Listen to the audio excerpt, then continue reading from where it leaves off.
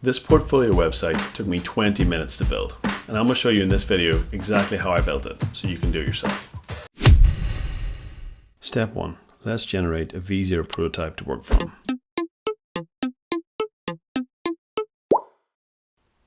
It's a good start. We can build on it. Make it more dynamic.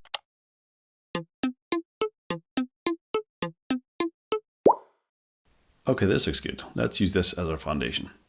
Even at this point, we can share this with the world using a custom domain. It's hard to overstate how powerful V0 is. If you're not using it, you are shooting yourself with an arrow to the knee. Step 2, we need to set up our code. Navigate to vercel.com/templates, click Next.js boilerplate, click deploy, select your Git branch. You're going to need a GitHub account for this. Then select create, wait a little bit, and it will be deployed to the internet. So you now have a sandbox you can work with. Next thing we've got to do to get this locally is click on repository. That's going to take us to where the code is hosted.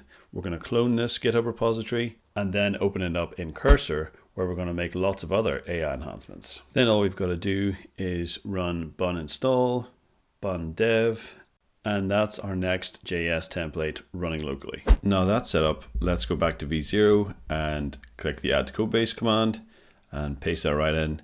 It'll then install all the components we need, including all the ShadCN components which V0 uses and the top level portfolio component. Next up, we're going to go to the top level app/page.tsx and we're going to ask Cursor to use our portfolio component here. All looks good, but we need to start adding some images. So let's add some images. Believe it or not, these were all generated in Midjourney. We're going to add those to the top level public folder. And then we're going to tag each of those images we just brought in and ask Cursor to put them in the relevant positions. In this case, it didn't get it quite right. These paths are not correct, and it just shows that Cursor isn't always right. You do need to have a bit of an idea of what you're doing to make the most out of it. We can fix this by asking Cursor to use a root URL for the image source. We now have a top level profile image, an animated project slideshow, and each project has its own image. Although we can see that the projects don't have the same height. Let's fix that. Projects are now looking pretty good. But what about this blog? I could do with a bit of spicing up. Spice up the blog. That's way better. At this point, since we cloned a Vercel template at the start, all we need to do is just push our changes. We can then hop over to Vercel, we can see our project, see our URL, and there it is, publicly hosted and shareable.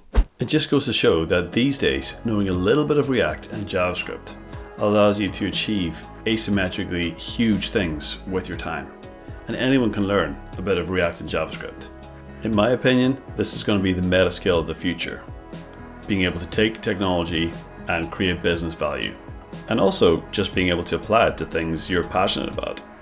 It's almost a superpower to be able to create anything you can dream up. If you want to see more of this sort of content, then like, share, and subscribe. If there's something else you want to see, I would love to hear about it in the comments. Catch you next time.